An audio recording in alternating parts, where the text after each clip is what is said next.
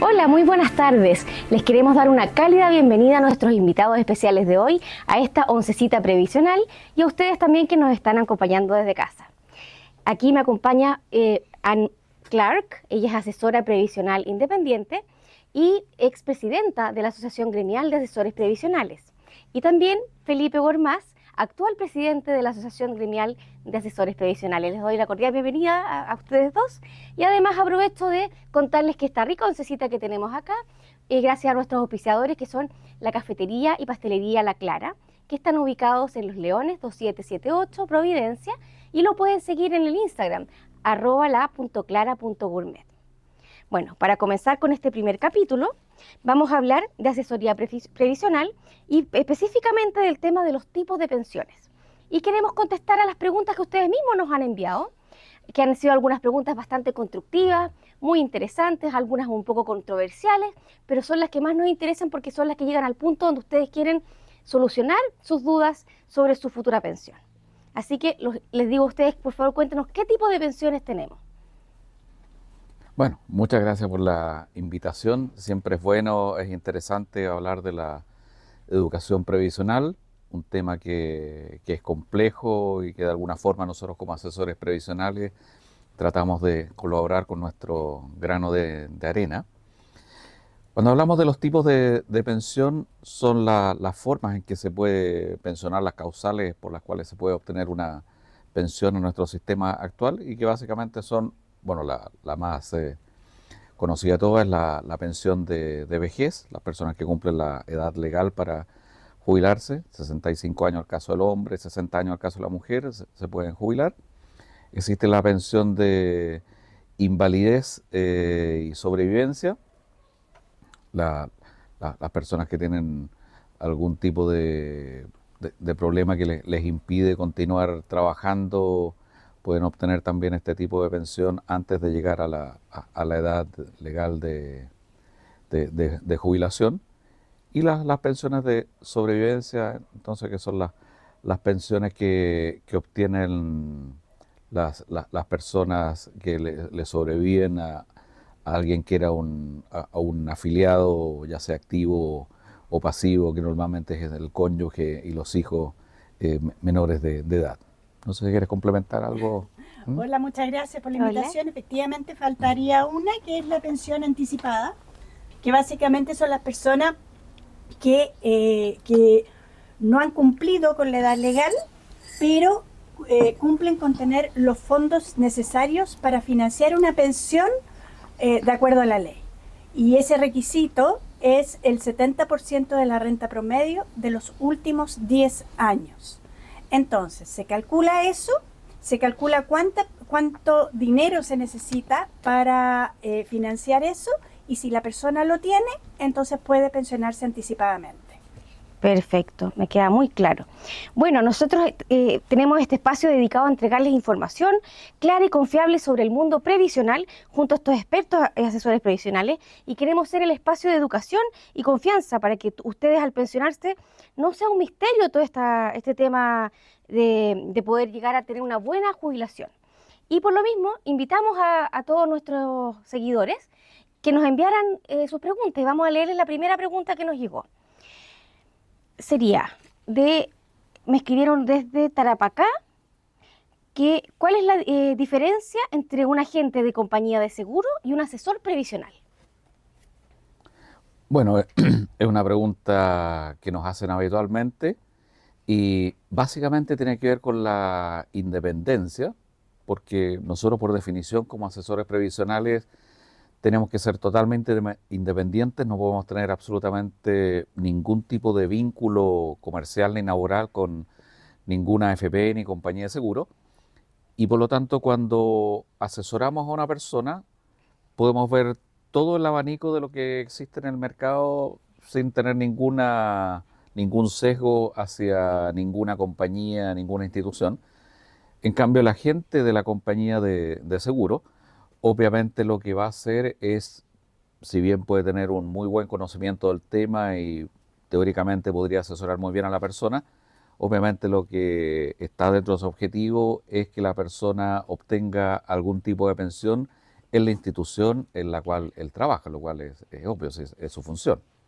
¿Estás de acuerdo? Hay un interés de por medio, claro. Así es. Básicamente nosotros trabajamos para los afiliados, para el futuro pensionado y también para el trabajador, ¿ya? Porque esto también se puede hacer en vida activa cuando están recién ingresando o durante su vida laboral.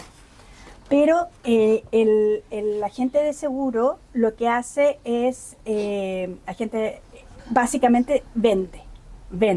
Y hay una cosa que nosotros también hacemos y es buscar la mejor pensión para esa persona y su familia. Por lo tanto, nosotros dedicamos horas, días, meses, a veces años en recomendar y en generar la mejor pensión para esa persona, que puede ser en cualquiera de las compañías de seguro que que existen, digamos, en la industria, o también puede ser dentro de una AFP. Ah, mira, qué interesante. Sí, quiero complementar algo de lo que dices tú, Ann, es bien interesante cuando hablaste de la vida activa, porque muchas veces se relaciona nuestro trabajo, y es correcto que sea así, con el proceso de obtener una pensión, pero nosotros también trabajamos y podemos dar una asesoría muy importante para las personas jóvenes que están en lo que Ann llama la vida activa, para ayudarlos a mejorar el fondo que van a tener al momento de su jubilación, como por ejemplo el tema de los APB y los depósitos convenidos, que mientras más joven comiencen a hacer este ahorro, más impacto va a tener al momento de pensionarse. Además, voy a seguir complementando. No solamente, obviamente los fondos previsionales están enfocados al tema de la pensión futura, pero también existen beneficios tributarios asociados a realizar cotización previsional. Y eso también lo vemos nosotros, porque va a depender de qué tipo de persona, qué tipo de ingreso tenga esa persona, ¿ya? Si le sirve un instrumento, otro, y de qué forma entonces llegamos al objetivo final, que es la mejor pensión. Ah, excelente. O sea, son una gran ayuda para quienes están comenzando también. Muy bueno eso. Bueno, yo también voy a complementar porque debo reconocer obviamente que la experta en impuestos es la ANN, yo no puedo competir ahí. Pero quiero complementar un dato importante, que cuando se habla del beneficio tributario, normalmente, la mayoría de la gente sabe muy poco de impuestos, y cuando le hablan del beneficio tributario de la APB, la gente lo relaciona, y es correcto a veces, con las personas que tienen muy altos ingresos para tener un beneficio tributario, pero existen modalidades de APB que están diseñadas para las personas de altos ingresos, pero también existe una modalidad de APB, de ahorro previsional voluntario, que también está diseñada y que otorga muy buen beneficio para las personas de bajos ingresos. Así que el hecho de tener un ingresos más bajos no los limita al momento de usar esta herramienta. Existen instrumentos para personas de altos ingresos y para las personas de Yo creo bajos que eso es menos conocido. Yo creo que la gente de bajos ingresos debe pensar que no tiene acceso a esto. Efectivamente. Ok, sigamos con las preguntas. Nos llegó de Valparaíso. Matías Fuentes pregunta: ¿cuáles son los requisitos para jubilarme anticipadamente? El requisito para jubilarse anticipadamente básicamente tiene que ver con tener una cantidad de dinero en tu cuenta de ahorro previsional que te permita financiar una pensión que sea equivalente al 70% de tu ingreso promedio de los últimos 10 años. Wow. O sea, no importa tanto la edad que tengas, sino que en el fondo esa pensión financie un 70%. Sí, además tiene un mínimo también. Exactamente, eso era lo que iba a decir, era que efectivamente es así. Entonces mucha gente llega y dice, pero yo no he cotizado los últimos 10 años, por lo tanto mi promedio es 0. Claro. Me puedo pensionar. Y no. Tiene un mínimo que son 12 UF. ¿Ya? O sea, lo mínimo que tú necesitas para poder, lo mínimo que necesitas financiar para poder pensionarte anticipadamente son 12 UFs. Y lo vamos a poner en números y más o menos está dependiendo de la persona, ¿ya? Y de sus características, entre 90 y 100 millones de pesos. Sí, no es poco. Claro, Al día de hoy. claro, No. la UEF del día de hoy. No, no No, es para poco. nada. No, no es poco. Así que Muy bien. se puede, pero no es tan fácil. Mira, acá nos llegó un anónimo que no está muy contento con este tema y nos dice, son todos unos ladrones, compañía de seguro o AFP, la misma cosa. Los asesores se quedan con parte de tus fondos, dice. ¿Qué le responderían a este anónimo ustedes? Me parece muy bien, parte de la libertad de expresión, y efectivamente hay personas que están descontentas con el sistema, y eso básicamente tiene que ver con que las pensiones en muchos casos son bajas, y efectivamente es cierto, son bajas, y son bajas porque la mayoría de las personas tienen muy pocas cotizaciones. Si uno hace una estadística con información que es pública, uno ve que los promedios del monto de pensión son bajos, pero hay muchas personas que han cotizado menos de 15 años, menos de 10, menos de 5 años, y en el caso de una mujer que tiene que financiar aproximadamente 30 años de pensión y ha cotizado menos de 10 años, obviamente los números no dan. Y por otro lado hay que recordar una cosa bien importante, que hasta hace muy poco tiempo atrás, este argumento de que la plata no es tuya, la plata no está, cuando vino el tema de los llamados retiros del 10% de las AFP, entre los detractores de la AFP había algunos que decían, bueno, ¿para qué se aprueba esta ley si la plata no está? Resulta que cuando se aprobaron los retiros, que finalmente fueron 3, la gente se dio cuenta que la plata sí estaba. Y no solamente eso, sino que para sorpresa de la gran mayoría, hacían la solicitud del requerimiento y en unos pocos días tenían la plata en su bolsillo. Entonces, una gran mayoría de las personas que desconfiaban del sistema en el sentido de que pensaban que su plata se había esfumado, se dieron cuenta que la plata efectivamente sí estaba. Mira. Algo como para ponerlo dentro de perspectiva, se retiraron cerca de 50.000 millones de dólares. ¿Ya? Una cantidad monstruosa. 50.000 millones de dólares. El monto de los fondos previsionales que tenemos acumulados más o menos son 200.000 millones de dólares. Y para ponerlo dentro de contexto, el presupuesto nacional del año de Chile son 80.000 millones de dólares. O sea, si nosotros sacamos la cuenta, prácticamente con los retiros sacamos el... ¿Cuánto será? ¿El 70% Claro, del presupuesto nacional? Es una cantidad increíble. Es una cantidad increíble para nuestro país. Y estaban todos ahí, y obviamente el problema de eso fue que generó un problema de país. O sea, la inyección de toda esta cantidad de plata generó una inflación horrorosa, pero el objetivo fue, y es real, las personas no estaban trabajando, no tenían ingresos, estábamos todos encerrados y de alguna forma había que resolver un problema puntual que teníamos. El costo de eso fue inflación del 12%. Y hemos estado sufriendo, digamos, o enfrentando las consecuencias de ese tipo de política. Ahora tú dijiste algo con respecto a... se me fue, pero ya va a volver. Ni un problema. Bueno, igual lo que quería agregar, que además de la inflación también produjo un impacto bastante fuerte en ese momento en la rentabilidad de los fondos, porque cuando las AFP se vieron enfrentadas al problema de tener que entregar en dinero efectivo y por lo tanto liquidar inversiones, eso produce un daño en la rentabilidad tremendo, porque los instrumentos más rentables siempre son instrumentos que son de largo plazo y de poca liquidez, y las AFP entonces tuvieron que cambiar su cartera para poder enfrentar este desafío, que era una obligación legal, a instrumentos que eran de mayor liquidez, pero los instrumentos de mayor liquidez tienen menor rentabilidad. Entonces le produjo un daño a la rentabilidad de todo el sistema, además del problema de la inflación que dice Ana. O sea, no, el daño fue tremendo. Y volvió lo que se me había olvidado. Muy bien. Sí. El tema es que la gente cree que las AFP, el objetivo de la AFP es entregar pensión. Y en teoría es el objetivo, pero en la realidad y en la práctica no es eso.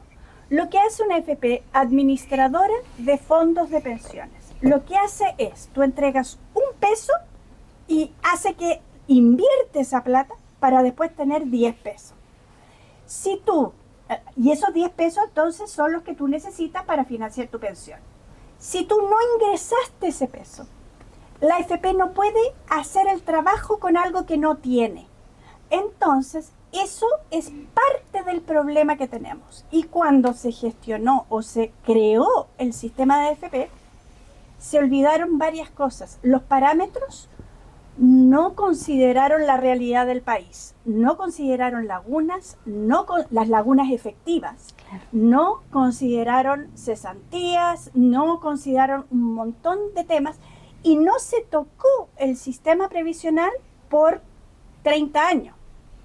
Entonces, al no cambiar los parámetros, las pensiones que se empezaron a recibir desde ese momento en adelante, ahí se notó que no cumplió con el objetivo, pero porque los parámetros no fueron los correctos, no se corrigieron a tiempo y por lo tanto las pensiones no fueron las esperadas. Eso claro. Entonces hay como una percepción de la gente de que no se logró el fin, dado a este problema de que no se pudo actualizar a tiempo. Así es. Claro, toda la razón. Bueno, seguimos con otra de nuestros seguidores, Aurora Contreras. Nos escribe desde Puerto Natales y pregunta, ¿cuál es la diferencia entre renta vitalicia y retiro programado? Bueno, eso es una de las primeras preguntas que casi todas las personas que están comenzando su proceso de jubilación y de pensión nos hacen.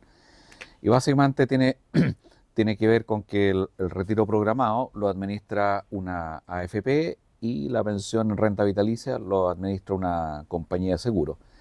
Y la diferencia principal consiste en que el retiro programado, como el nombre lo dice, es tu propio dinero que lo vas retirando mensualmente desde los fondos previsionales que tienes ahorrados en la AFP.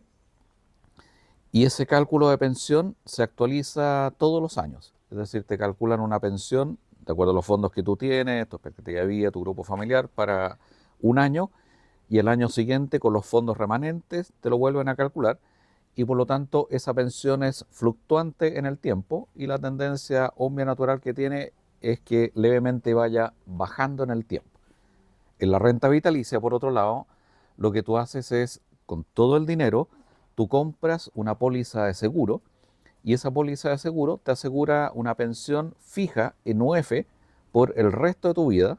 Es decir, ese valor que te calculan te lo van a pagar hasta el último día que tú estés existiendo. Y eso hace que normalmente la renta vitalicia, el valor inicial, es levemente más bajo que el retiro programado, pero se mantiene fijo de por vida. El retiro programado es un poquito más alto al principio, pero con los años va bajando. Después de un cierto número de años tiende a igualarse, y después de más años pasan, el retiro programado comienza a ser un poquito menor que la renta vitalicia.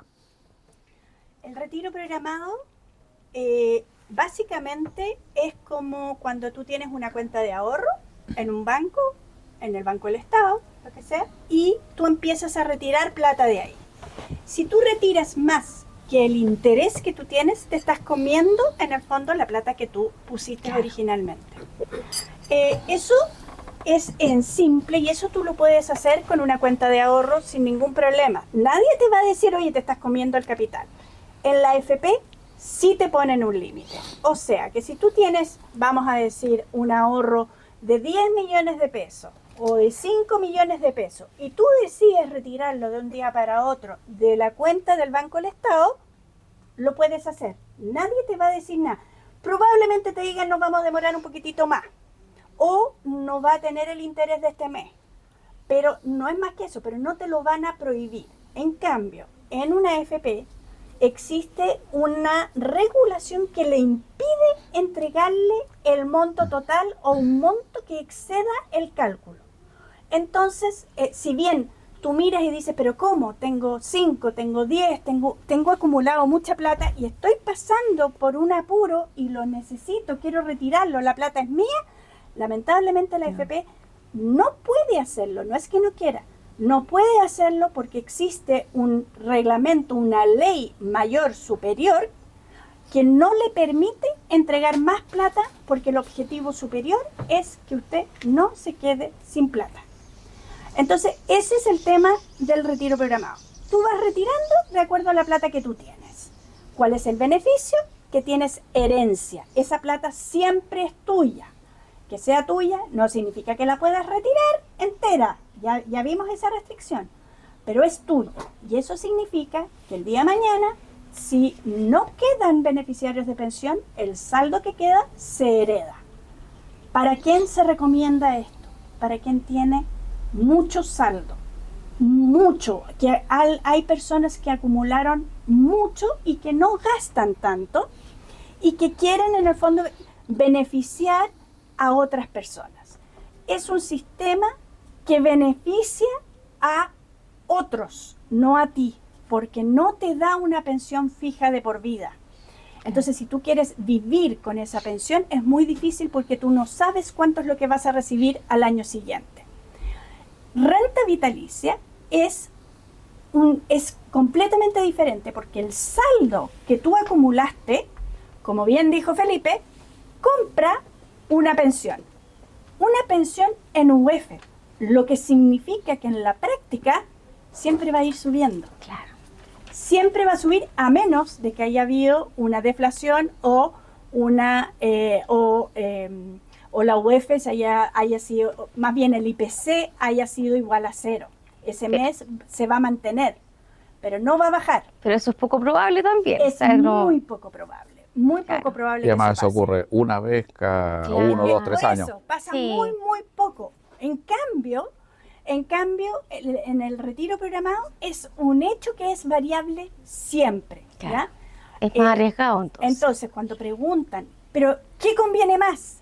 No sé, primero conversemos, primero veamos cuál es su situación, veamos a quién quiere beneficiar, qué es lo que tiene, qué saldo tiene. Hay muchas preguntas que hacer. ¿Cómo es su vida? ¿Tiene alguna enfermedad?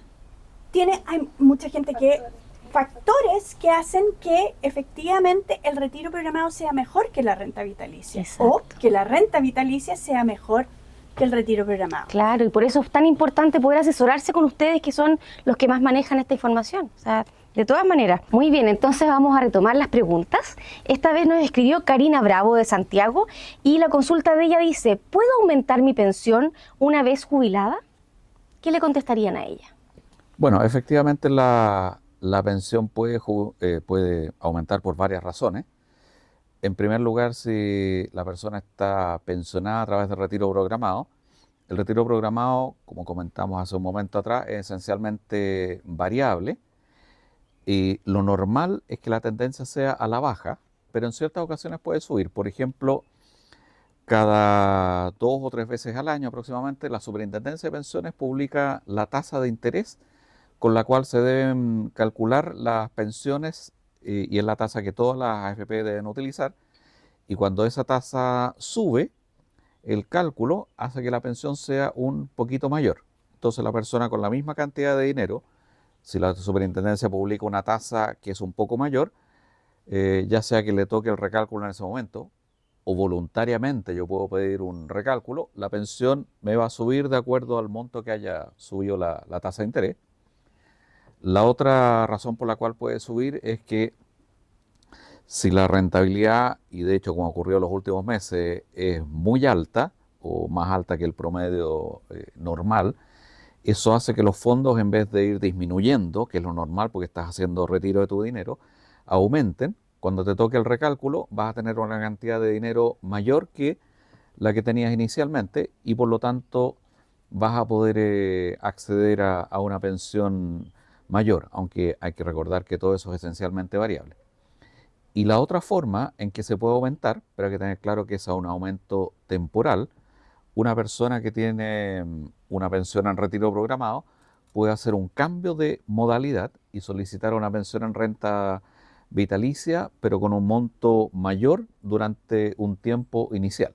Ese monto mayor puede ser hasta el doble de la pensión final que va a obtener. Ah, amor, qué bien. Pero eso significa que es durante un tiempo acotado, es decir, 1, 2, 3, 4, 5 años, pero después de ese tiempo ese monto va a bajar, así que es una opción que hay que meditar muy bien y de hecho la otra vez hablábamos de algunas personas que hacen publicidad con respecto a este tipo de pensión y solamente le cuentan la primera parte, Y pero lo que no le después cuentan la baja. segunda parte. No le cuenta la parte de la baja. Claro. Efectivamente. Ahora, Hay que tener cuidado con la publicidad engañosa. Claro. sí, hay una cosa que comentó Felipe que tiene que ver con el hecho de solicitar voluntariamente el recálculo. El recálculo es anual, es un recálculo automático, ¿ya?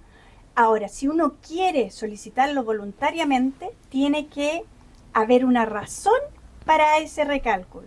Y esa razón puede ser el ingreso de un nuevo beneficiario, puede ser porque alguien murió, o sea, porque se eliminó un beneficiario, o puede ser porque aumentó o se retiró plata de los fondos previsionales. ¿Y estudios? ¿Alguien que esté estudiando?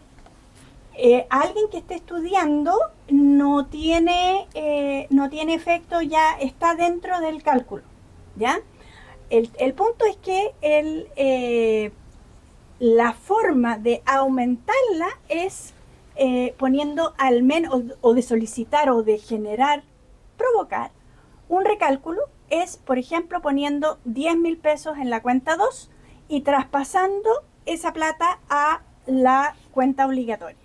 Con eso, uno lo que hace es provocar este recálculo que es por un aumento de los fondos. Y entonces sí puedes beneficiarte de todo lo que comentó Felipe en un principio, que es el aumento de la tasa. Ahora, va a tener nuevamente su recálculo en la fecha que le corresponde, que fue la fecha en que efectivamente se pensionó.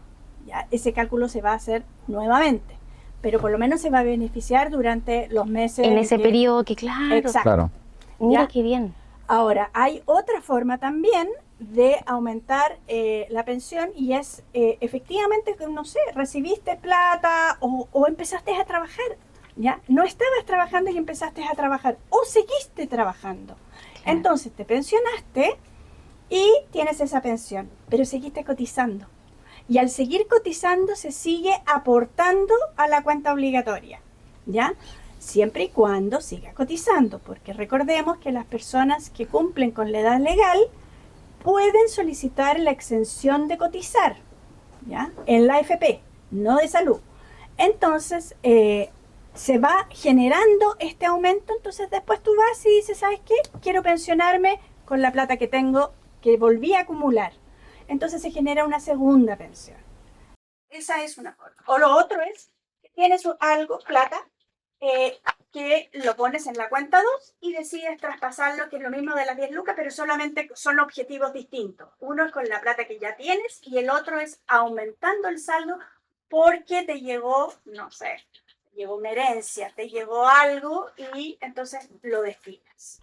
Queremos agradecerles por acompañarnos en este espacio de educación previsional.